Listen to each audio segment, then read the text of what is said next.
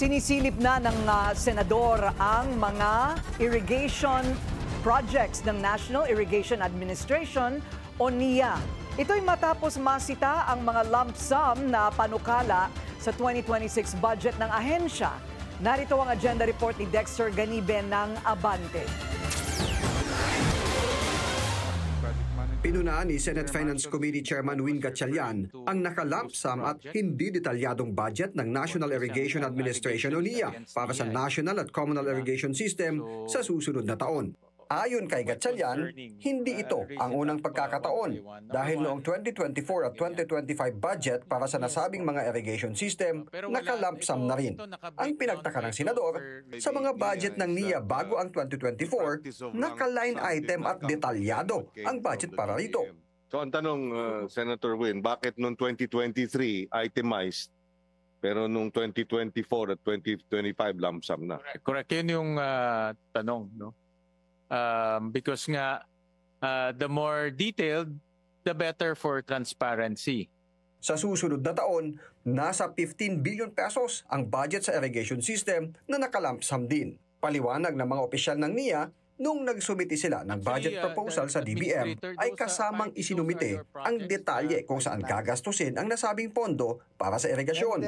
Paliwanag naman ng DBM, kaya ginawang lump sum sa budget proposal ang ilang mga proyekto ay bilang pagtalima sa program expenditure classification dahil hanggang sub-program lang ang saklaw nito.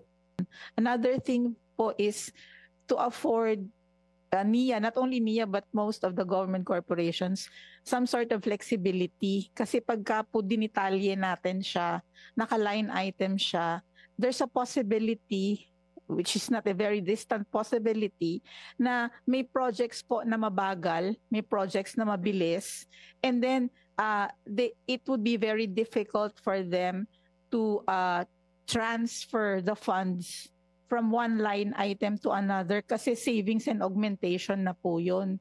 Hindi na po siya magiging realignment, simple realignment lang. Isa sa napunaan ni Gatchalian ang malaking budget insertion ng NIA sa ilalim ng Establishment of Pump Irrigation Projects o EPIP noong nakaraang taon. 1.72 billion pesos sa NIA ang nakalagay sa NEP. Pero ang naaprubahan sa General Appropriations Bill ng Kamara ay 18.31 billion pesos na. Nanadagdagan pa ng maisabatas na kung saan umabot pa ito sa 18.61 billion pesos.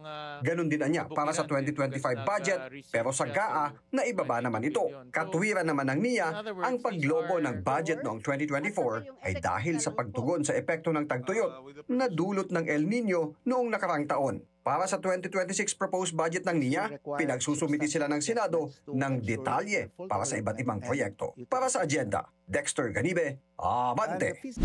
Manatiling nakatutok sa Bilyonaryo News Channel. Sumubaybay sa aming social media accounts at mag-subscribe sa aming YouTube channel para sa mga bago at eksklusibong balita.